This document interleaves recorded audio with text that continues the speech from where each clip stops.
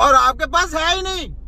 आप अच्छा जी, अब पहले ये सुने, जब पहले नहीं था, अभी इन्होंने इंजेक्शन निकाली, सुने जरा। कोई ट्रीटमेंट नहीं था, अब एक इंजेक्शन मार्केट में आ चुका है और मरीज को अगर ये इंजेक्शन फालिज के हमले के 2 घंटे के अंदर अंदर लगा दिया जाए, उसके दिमाग का क्लॉट खत्म हो जाता है और वो दोबारा नॉर्मल जिंदगी गुजारने के काबिल हो जाता है।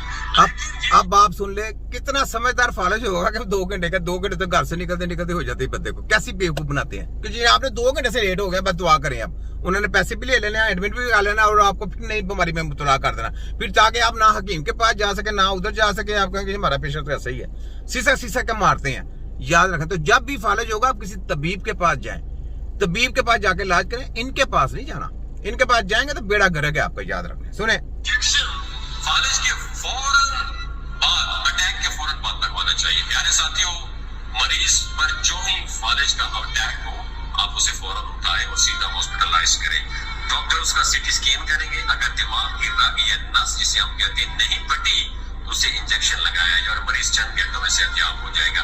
लेकिन अगर मरीज को 2-2.5 घंटों में ये इंजेक्शन नहीं लगाया जाता तो वो बेचारा पूरी जिंदगी के लिए डिसेबल, पैरालाइज और मासूम हो जाएगा। आपने सुन लिया, यानी अगर वो इंजेक्शन नहीं लगा तो वो डिसेबल, पैरालाइज होगा। ना उसका फिजियो इलाज है, ना कोई टीजियो इलाज है, ना आपको पंक्चर था, ना प्रेशर। ये अपने मुंह से करार कर रहे हैं, तो इसलिए फिजियो के पास जो आपको रिकमेंड कर रहे हैं बकवास है, झूठा। फिजियो का काम ही नहीं है, सुन ले।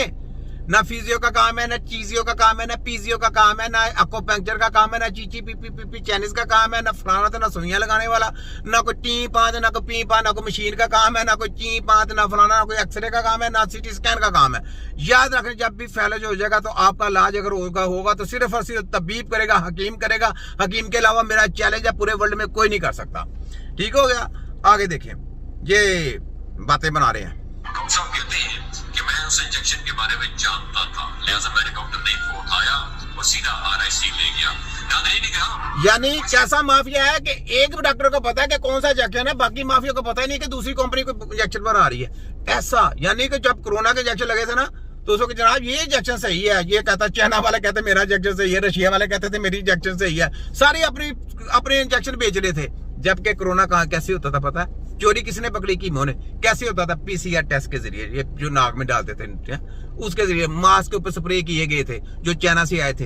पहले बैठ के मीटिंग हुई थी इनकी सबकी, सारे कंट्रियों की, कोरोना कैसे फैलाना, बिजनेस कैसे लेना, कैसे दुनिया को लॉकडाउन करना, कैसे फिर आगे वैक्सीनें बेचनी है। ये सारा एक कोरोना खेल था। फिर कैसे लोगों के आर्गन निकालने हैं, कैसे तजर्बे करने हैं, कैसे लोगों को ऐसे क्या बोलते हैं डरा देना, यानी ऐसा इन्होंने अपना शैतानी चेहरा दिखाया कि लोग डर के फलाना हो गया, टमकाना हो गया, यानी ऐसा कानूना चेहरा है इनका।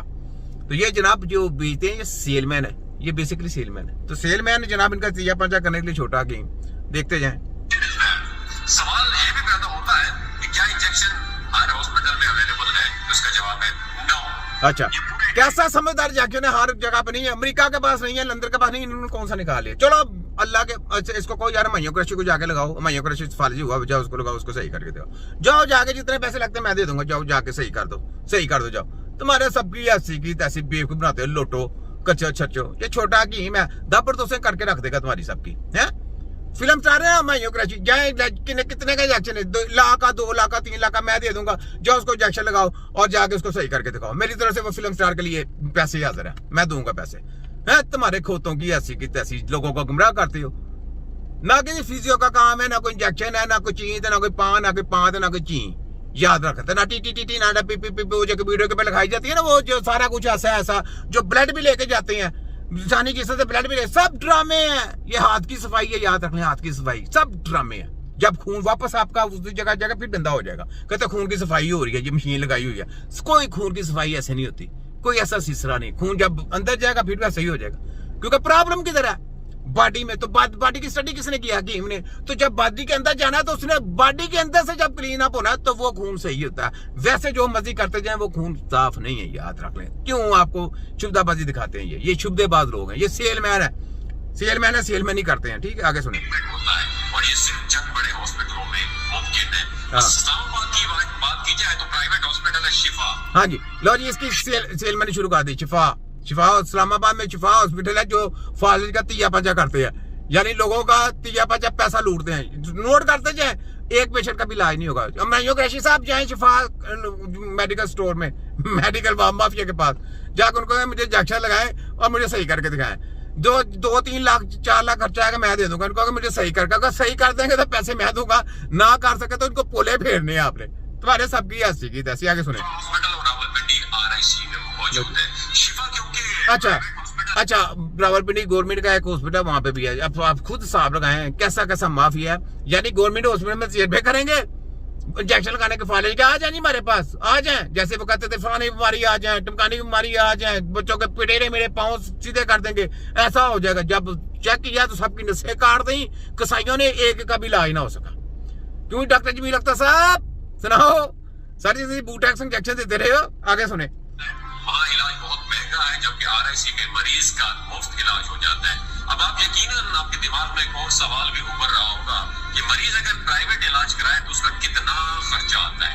यकीनन 15 से 20 लाख रुपए। और RIC Rawalpindi institute of cardiology में ये इलाज बिल्कुल फ्री है। तो नाज़रीन इकराम, आपने क्या करना है, अपने उन हॉस्पिटलों का एड्रेस और फोन नंबर अपनी जेब में रखें। आपके सामने अगर किसी को फालिज का अटैक हो जाए तो आप गाड़ी और रिश्तेदारों के इंतजार की बजाय सीधा मरीज को उठाएं और उसे फौरन हॉस्पिटल पहुंचा के उसका इलाज शुरू कर दें। उनका इलाज शुरू कर दें और आगे जाके क्या सेलमैनी शुरू हो गई है।